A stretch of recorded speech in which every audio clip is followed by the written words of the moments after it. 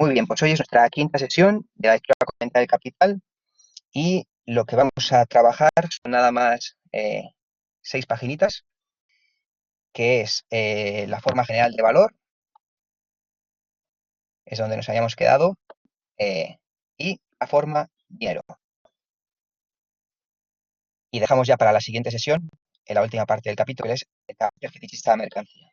Ya hemos visto cómo en este apartado 3 Marx va eh, deduciendo a partir de la forma simple singular de valor, a partir de ella va paso a paso hasta llegar a la forma dinero.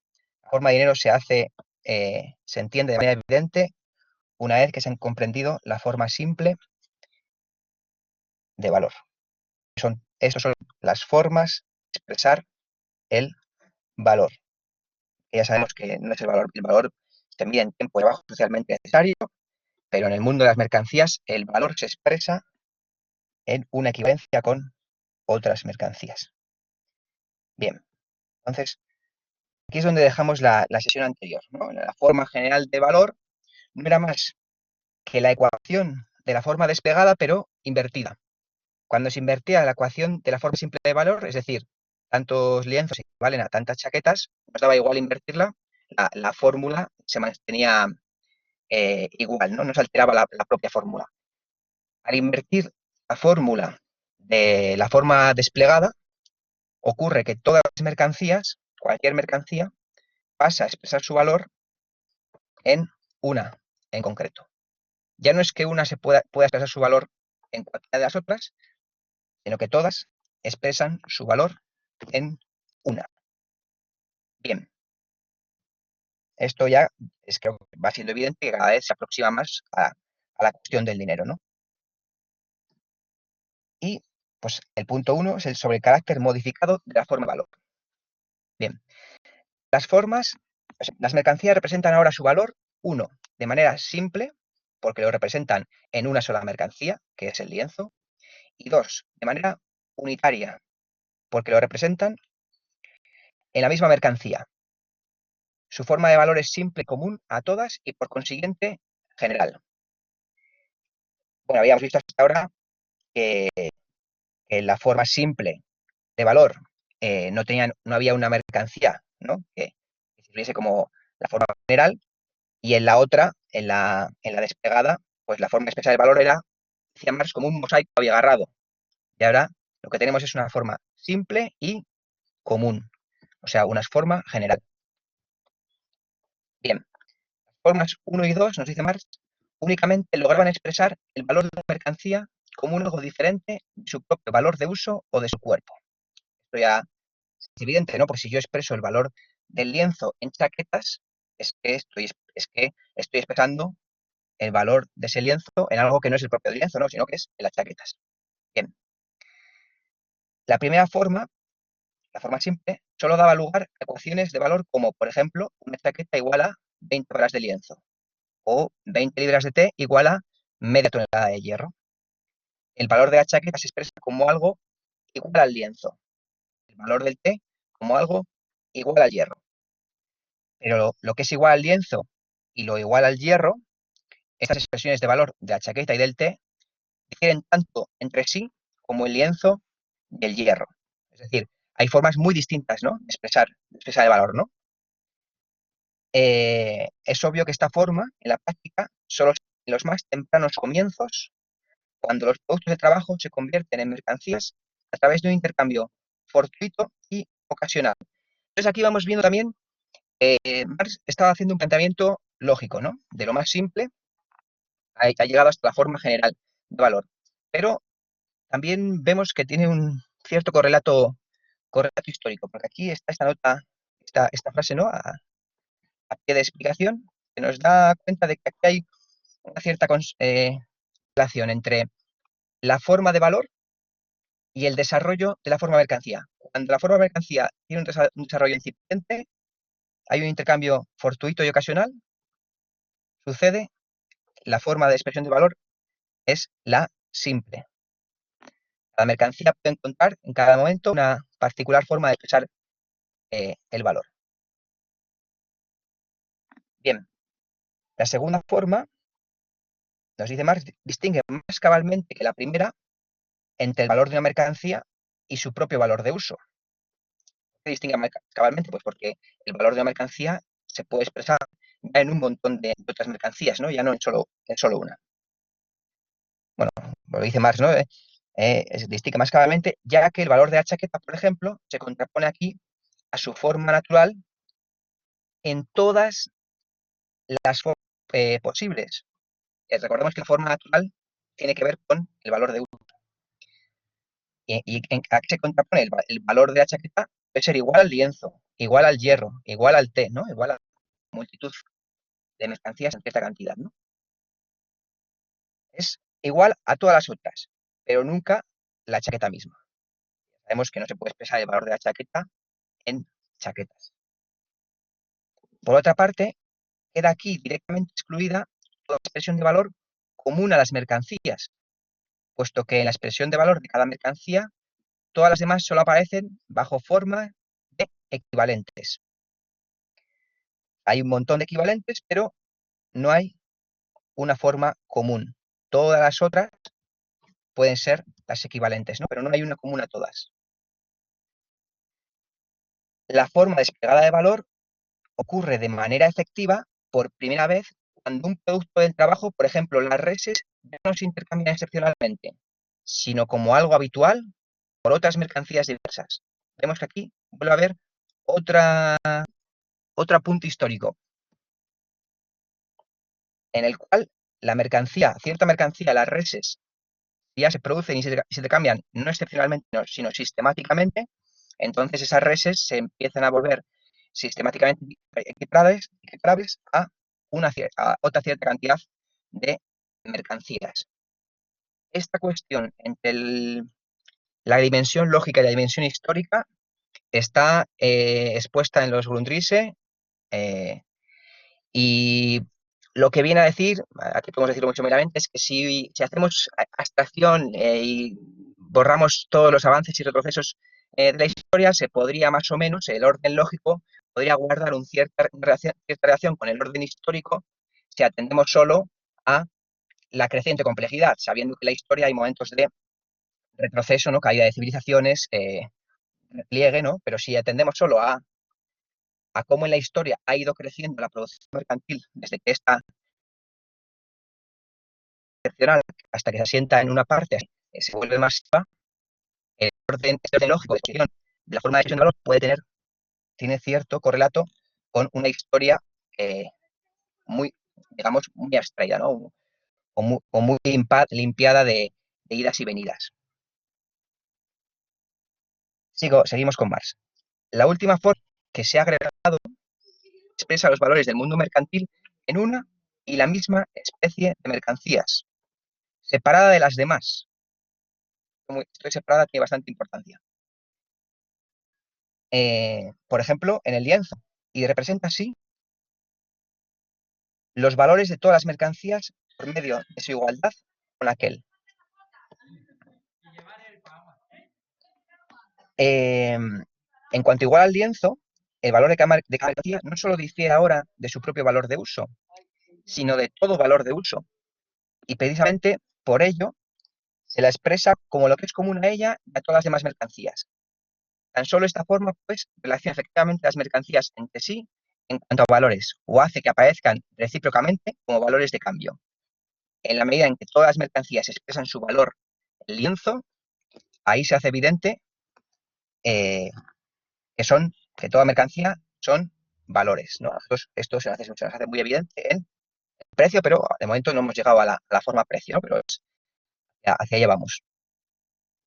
¿Alguien quiere comentar algo hasta aquí?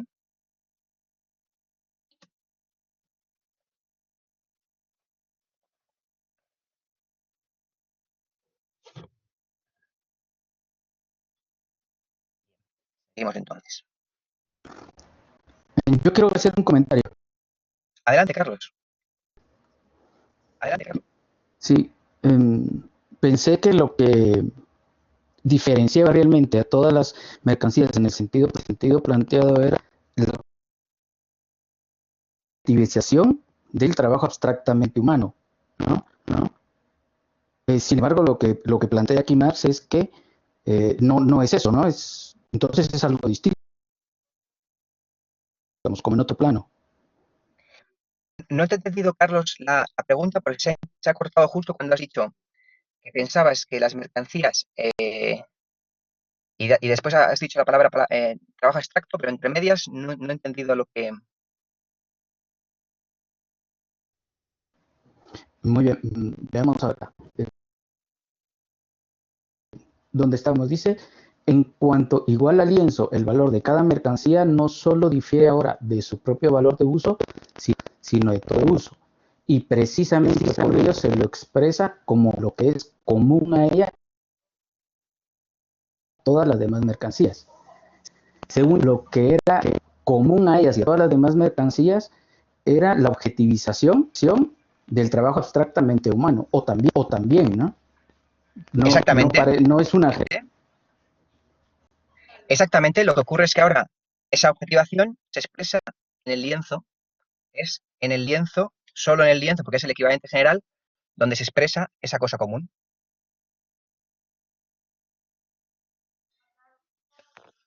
Difiere el valor, Bien, gracias. el valor de la mercancía difiere de su propio valor de uso, del valor de uso de todas las demás, y solo se expresa en el equivalente general, que es el lienzo en este caso. Eso es.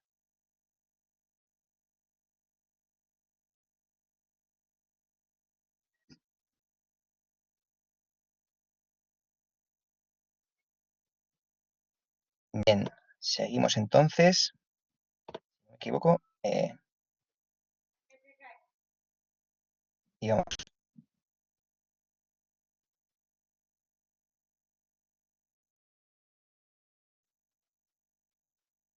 eso, vamos en la siguiente diapositiva. En esta. Seguimos repasando las dos formas, las precedentes. Dice más, las dos formas precedentes expresan el valor de cada mercancía, ora en una sola mercancía, que era la primera, ¿no? De diferente clase con respecto a aquella, ora en una serie de muchas mercancías que difieren de la primera. En ambos casos es, por así decirlo, un asunto privado de cada mercancía singular, la tarea de darse una forma de valor y cumple ese cometido sin contar con el concurso de las demás mercancías. Estas desempeñan con respecto a ella el papel meramente pasivo de equivalentes. Y vamos a ver la particularidad de ahora, de la forma que estamos ahora. La forma general del valor, por el contrario, surge tan solo como obra común del mundo de las mercancías,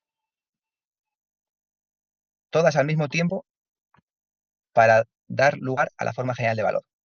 Una mercancía solo alcanza la expresión general de valor porque simultáneamente todas las demás mercancías expresan su valor en el mismo equivalente. Y cada nueva clase de mercancías que aparece en escena debe hacer otro tanto, todas y cada una de las nuevas mercancías que aparecen. Se vuelve así visible que la objetividad del valor de las mercancías, por ser la mera existencia social de tales cosas, únicamente puede quedar expresada por la relación social omnilateral entre las mismas. La forma de valor de las mercancías, por consiguiente, tiene que ser una forma socialmente vigente.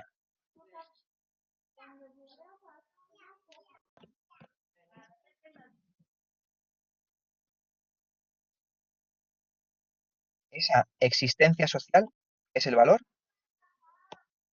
para que se exprese,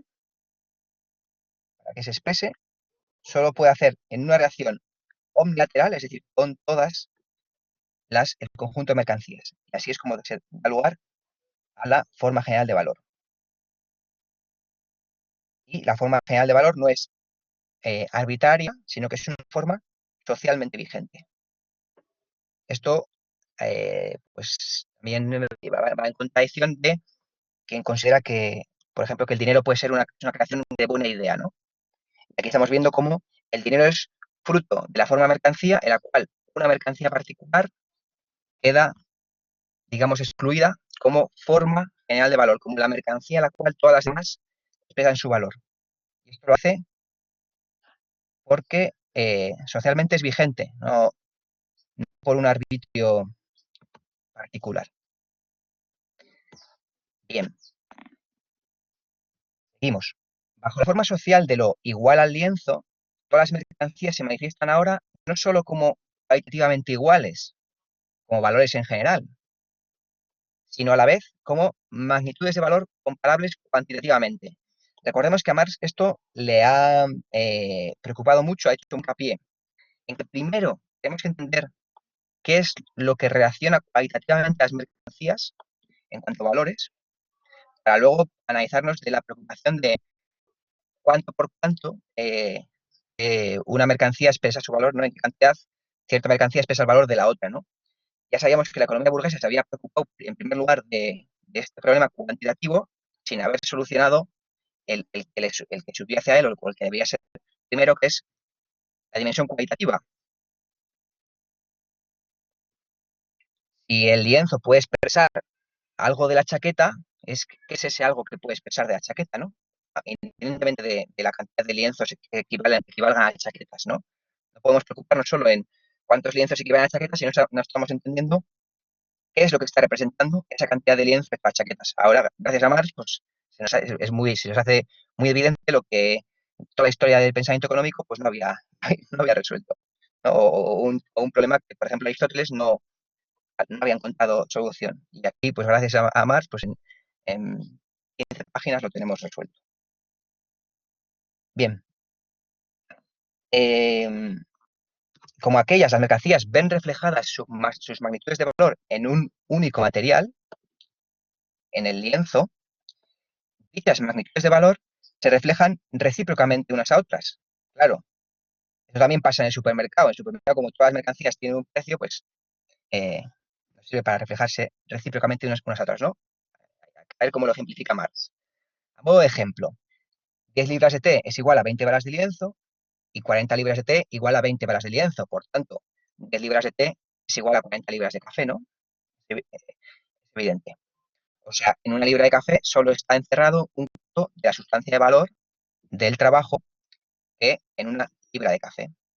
Bueno, y clarísimo, ¿no? A estos niveles, porque Marx estaba en el índice diferenciando entre sustancia de valor, magnitud del valor, ¿no? La sustancia tiene que ver con lo cualitativo, la magnitud con lo cuantitativo, y después llegamos a la forma de expresión, ¿no? Habíamos entendido la sustancia del valor, la cantidad del valor que encierra una mercancía, tiempo de trabajo, y luego la forma de expresar el valor es la cantidad de una mercancía respecto a otra, ¿no? La relación de equivalencia. Seguimos. La forma de valor relativa general, vigente en el mundo de las mercancías, confiere a la mercancía equivalente, segregada por él, al lienzo, el carácter de equivalente general. El lienzo es el equivalente general. Su propia forma natural es la figura de valor común a ese mundo. Su sustancia natural es la figura que representa el valor, o sea, el lienzo, intercambiable directamente por todas las demás mercancías. Claro, esto es importante. Todas las demás mercancías en cierta cantidad se pueden intercambiar por lienzo, porque el lienzo se ha convertido en la figura del valor. Si tienes lienzo, tienes valor. El lienzo es directamente. Su forma corpórea,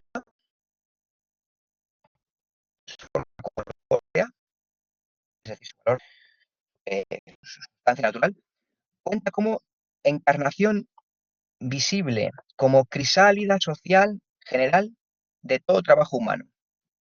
En un pedazo de lienzo de cierta cantidad se enciende que se encierra trabajo humano abstracto y que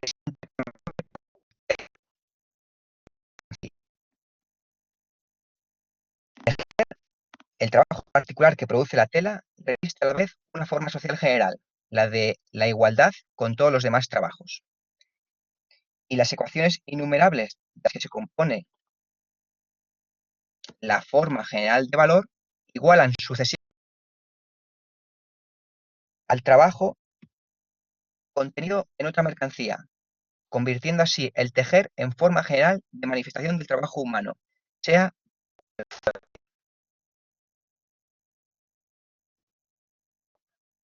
bien.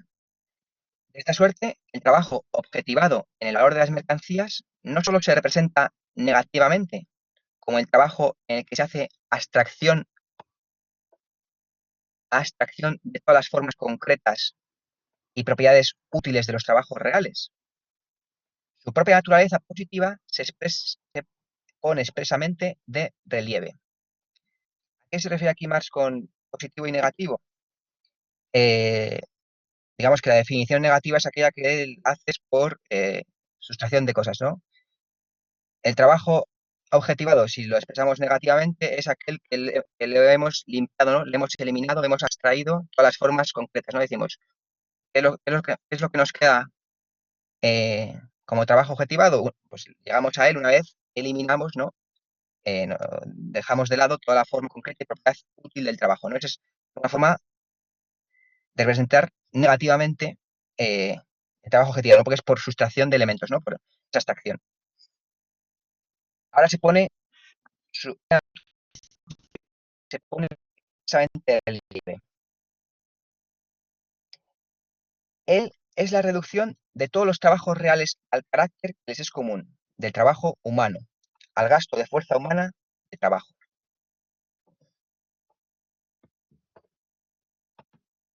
En el lienzo se expresa positivamente el carácter abstracto del trabajo. Bien, la forma general de valor, la cual presenta a los productos del trabajo como simple gelatina de trabajo humano indiferenciado, deja ver en su propia estructura que es la expresión social del mundo de las mercancías. Hace visible de este modo que dentro de ese mundo el carácter humano general del trabajo constituye un carácter específicamente social.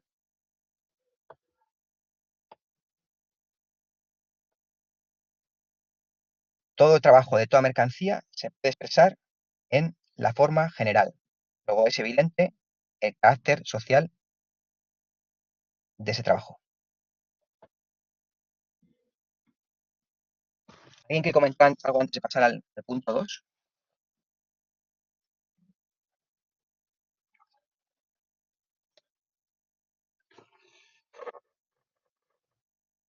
Vale, pues seguimos. La relación de desarrollo entre la forma relativa de valor y la forma de equivalente. Al grado de desarrollo de la forma relativa del valor corresponde el grado de desarrollo de la forma equivalente. Esto también tiene un apunte, digamos, es un apunte histórico.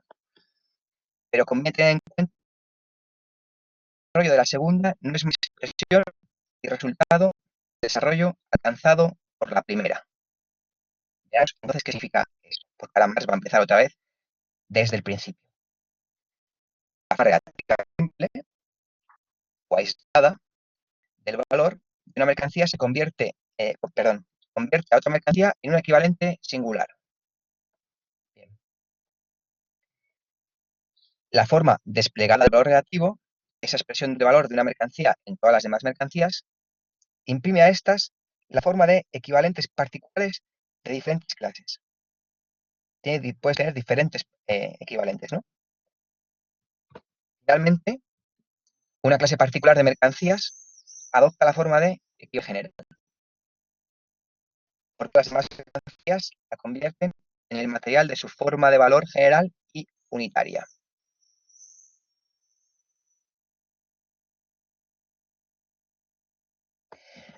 Pero en el mismo grado en que se desarrolla la forma de valor en general, se desarrolla también la antítesis entre sus dos polos. Esto es muy, muy importante.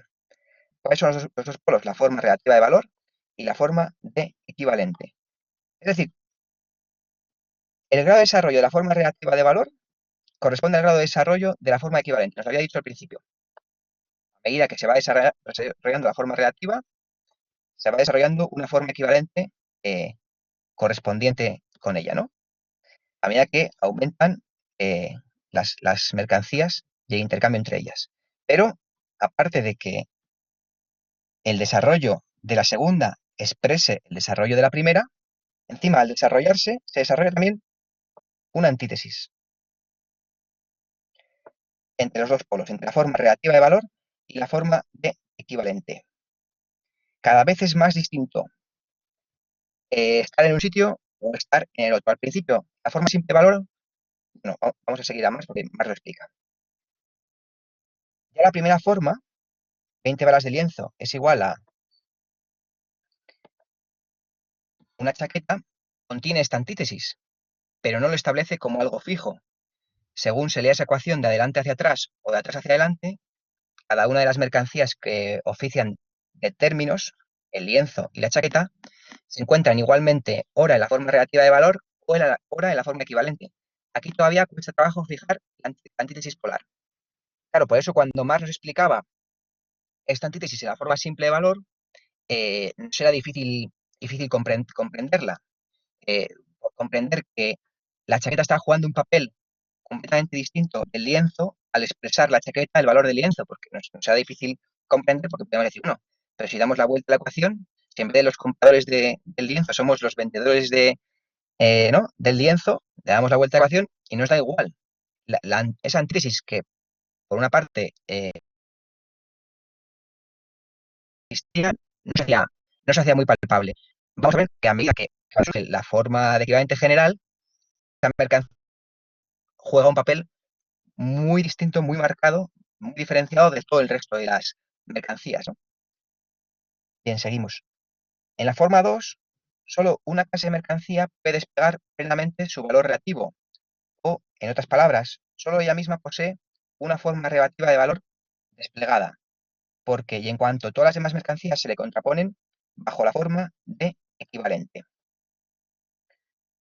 Bien, nos dice Marx que ya no es factible aquí, en este caso, invertir los términos de la cuestión de valor, como habíamos hecho antes con las 20 balas de lienzo, igual a una chaqueta, o 10 litros de té, o un cuarto de trigo, etcétera, ¿no?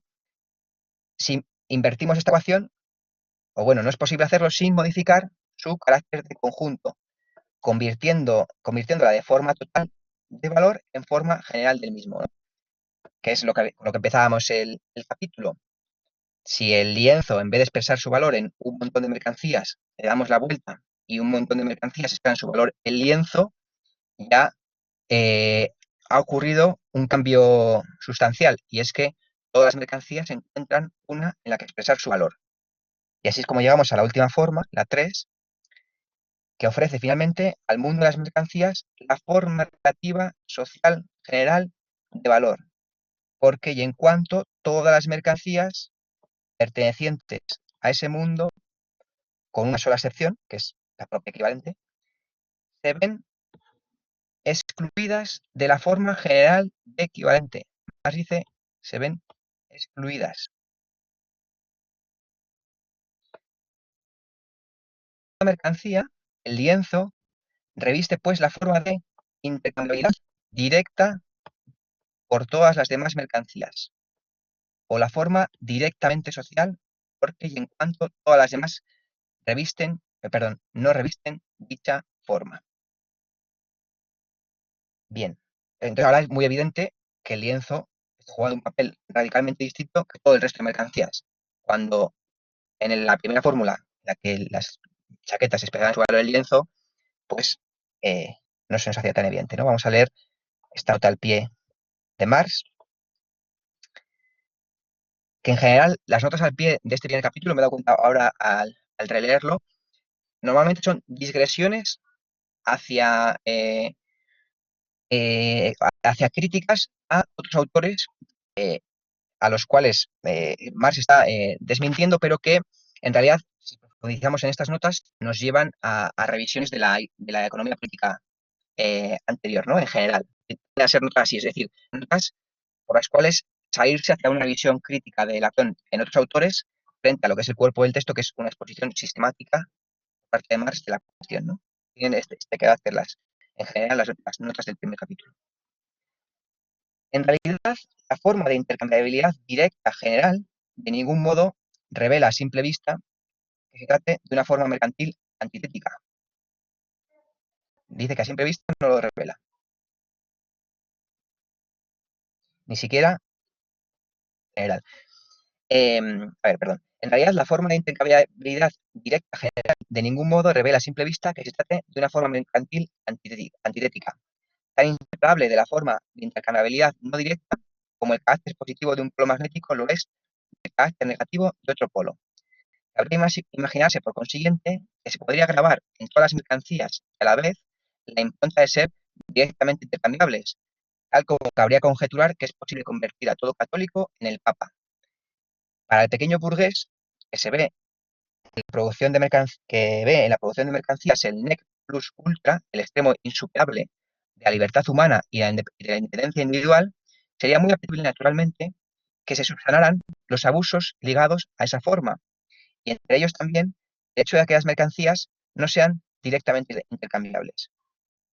La lucubración de esta utopía de filisteos constituye el socialismo de Proudhon, a quien, como he demostrado en otra parte, esta parte debe tratarse de miseria de la filosofía, ni siquiera cabe el mérito de la originalidad, ya que dicho socialismo fue desarrollado mucho en él y harto mejor por Gray, Bray y otros, lo cual no impide que esta sabiduría, bajo el nombre de ciencia, haga estragos en ciertos círculos.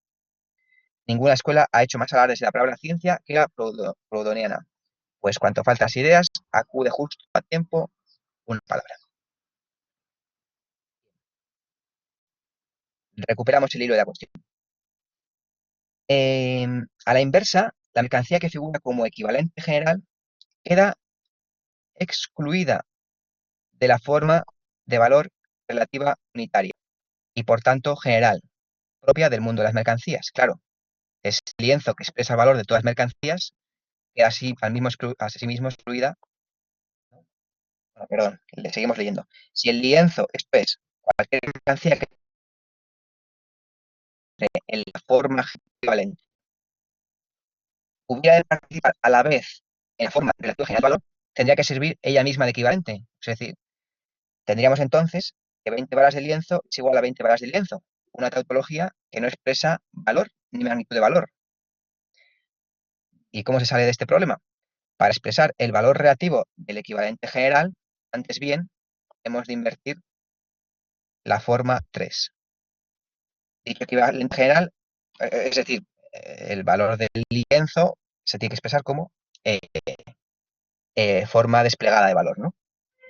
Dicho equivalente general no comparte con las demás mercancías la forma relativa de valor, sino que su valor se expresa relativamente en la serie infinita de todos los demás cuerpos de mercancías. De este modo, la forma relativa desplegada de valor, o la forma 2, se presenta ahora como la forma relativa y específica de valor, que es la propia de la mercancía equivalente,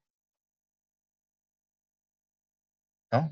O dicho de otro modo, más asequible, más contemporáneo, podemos comprender el valor del dinero viendo cierta cantidad de dinero para cuántas cosas da para comprar, ¿no?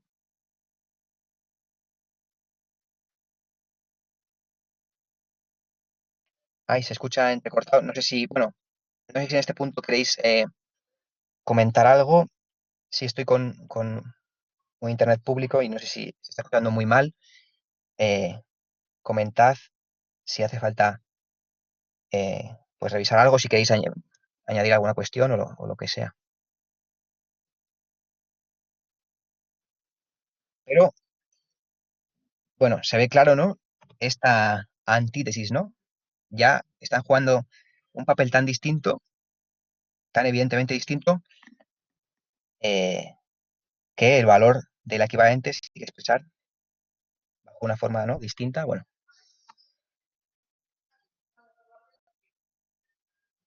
bien. 3. Transición de la forma general de valor a la forma de dinero. Ahora ya estamos muy evidentemente sobre la pista de la forma de dinero. Vamos a ver qué es el último paso que falta. La forma de equivalente general es una forma de valor en general. Puede adoptarla, por consiguiente, cualquier mercancía. Por otra parte, una mercancía solo se encuentra en la forma de equivalente general porque todas las demás mercancías la han separado de sí mismas, dicen Marx separado, antes decía excluido, en calidad de equivalente, en la medida en que ello haya ocurrido, y en la medida en que ello haya ocurrido, ¿no? Esta, digamos, es la definición de la mercancía en general. Y tan solo a partir del instante en que esa separación se circunscribe definitivamente a una clase específica de mercancías, la forma relativa unitaria de valor propia de unas mercancías adquiere consistencia objetiva y vigencia social general. Yo creo que es en la contribución a la crítica de la economía política donde cita aquí eh, algunos mercancías que han funcionado como equivalente general que han sido muy diversas, ¿no? en, la, en las diferentes sociedades humanas. Bien, la clase específica de mercancías con cuya forma natural se fusiona socialmente la forma de equivalente deviene mercancía dineraria o funciona como dinero.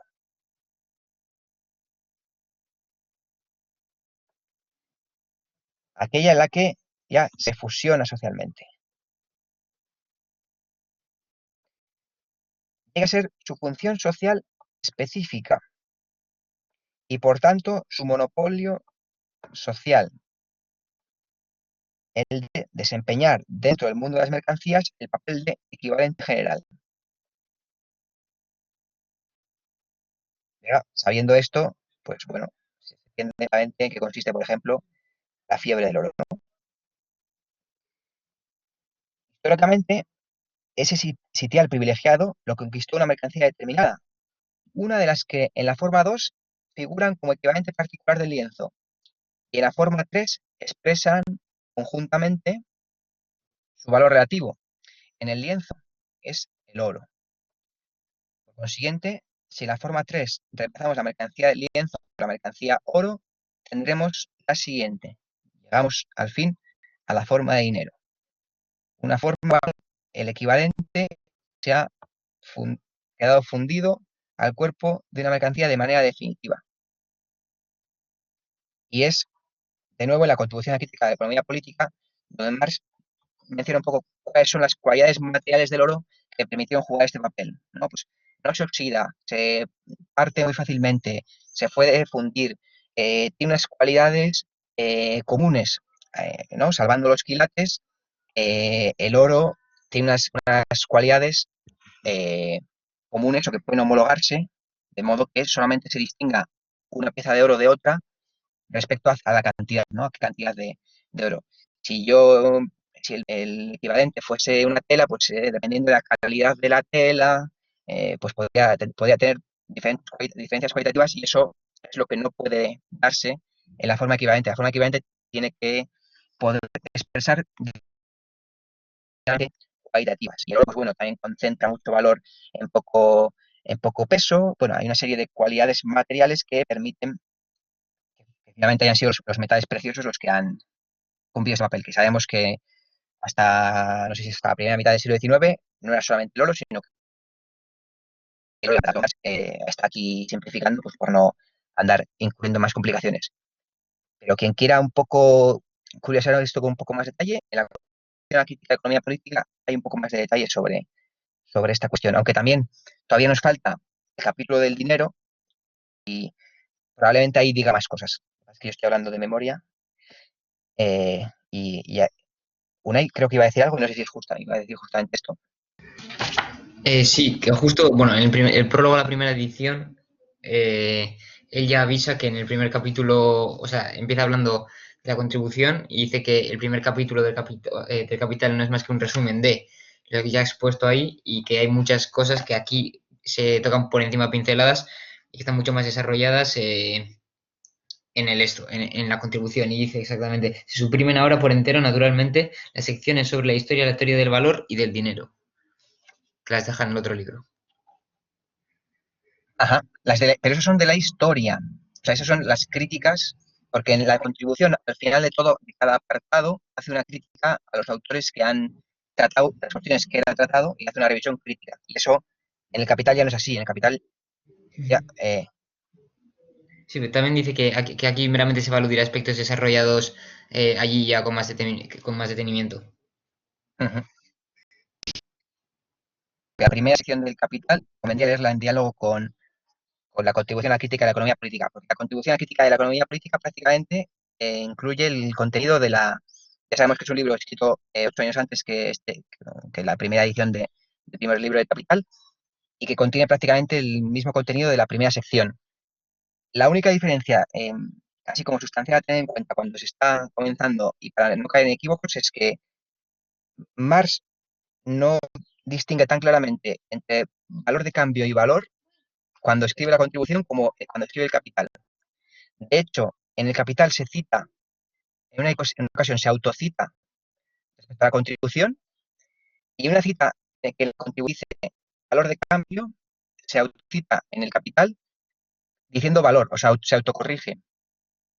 Entonces, si alguien lee la contribución a la crítica de la economía política y ve que en algunas frases donde pone valor de cambio, que debería ser la forma expresa de valor, es decir, una relación entre una cantidad de una mercancía respecto a otra, y ahí donde dice valor de cambio debería figurar valor, que nadie se extrañe que eso pasa. Ese es uno de las cosas que, bueno, que más la sabía en realidad la sabía desde antes, pero que no termina de ordenar la exposición de claridad en ese sentido hasta que no escribe. Ya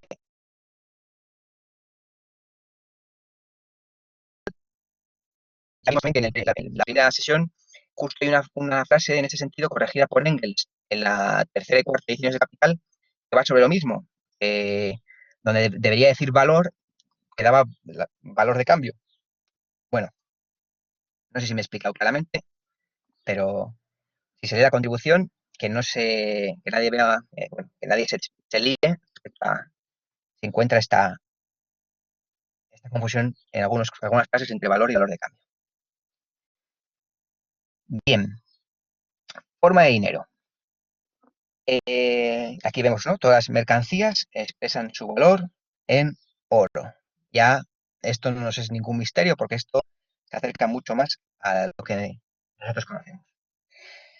En el tránsito de la forma 1 a la 2, de la forma 2 a la 3, tienen lugar variaciones esenciales. La forma 4, por el contrario, no se distingue en nada de la forma 3, sino es que ahora, en vez de lienzo, es el oro el que reviste la forma de equivalente general. En la forma 4 es lo que en la 3 era el lienzo, equivalente general. El progreso consiste tan solo en que ahora la forma de intercambiabilidad general directa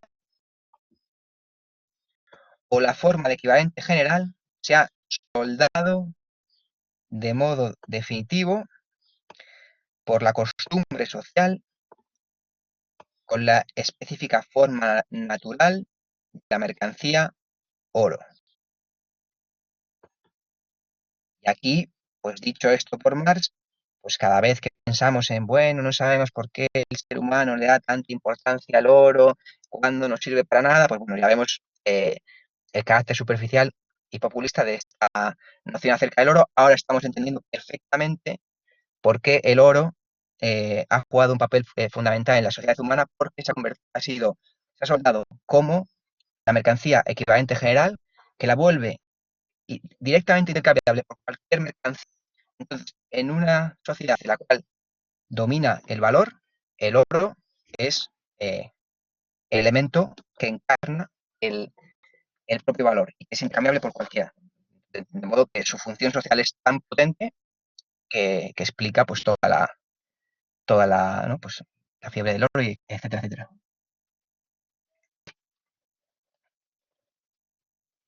Y eso solo puede alterarse si se acaba con la forma mercancía, ¿no?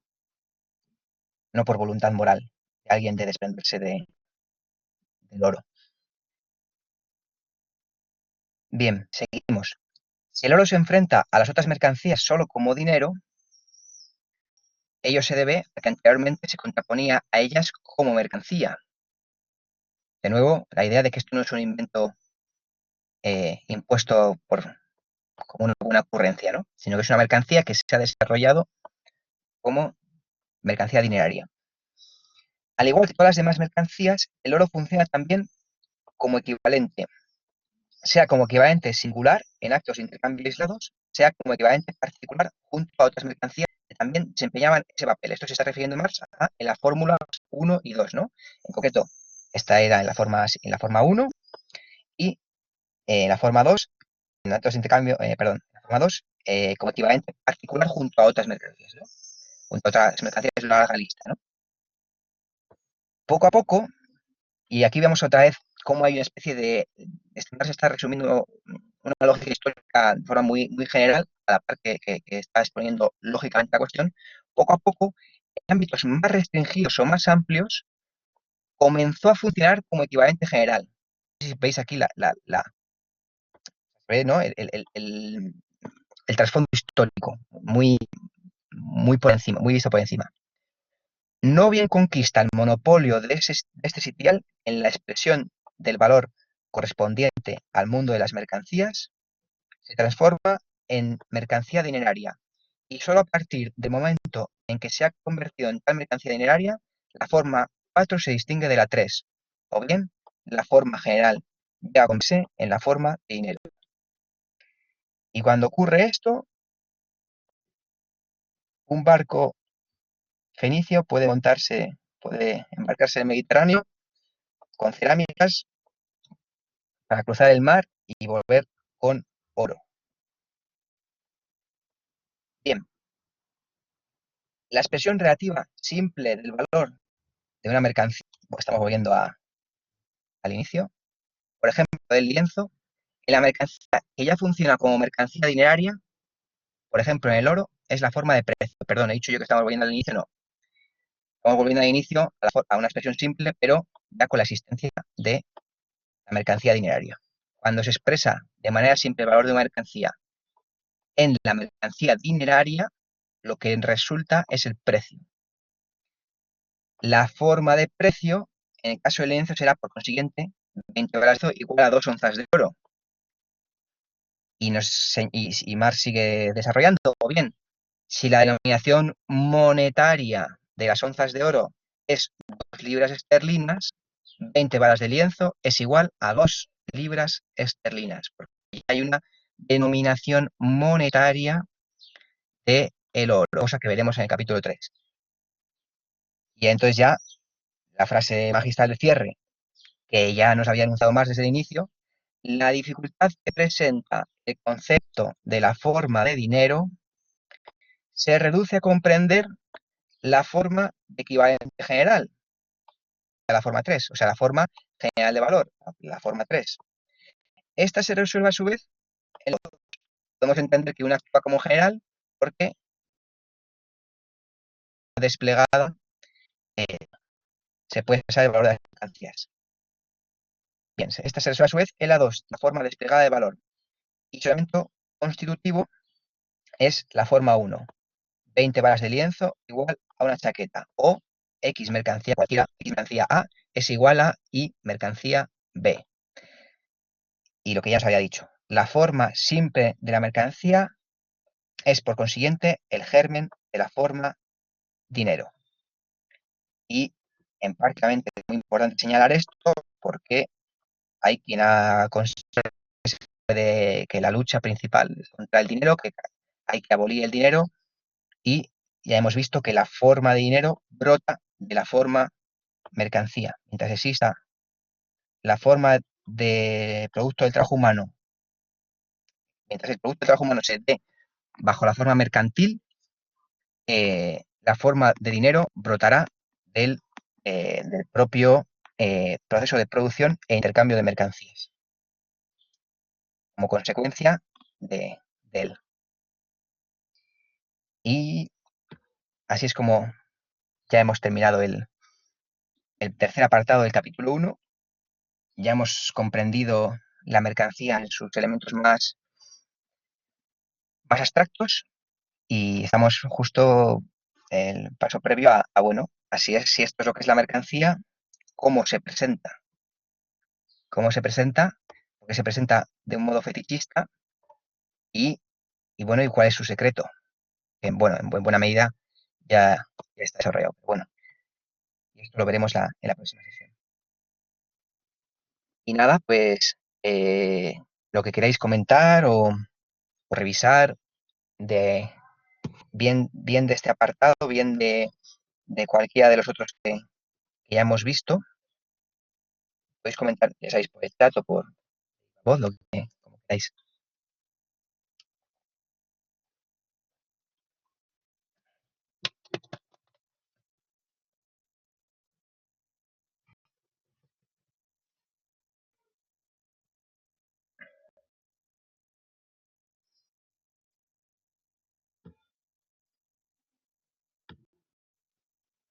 Dejamos 30 segundos para pensar las preguntas o comentarios.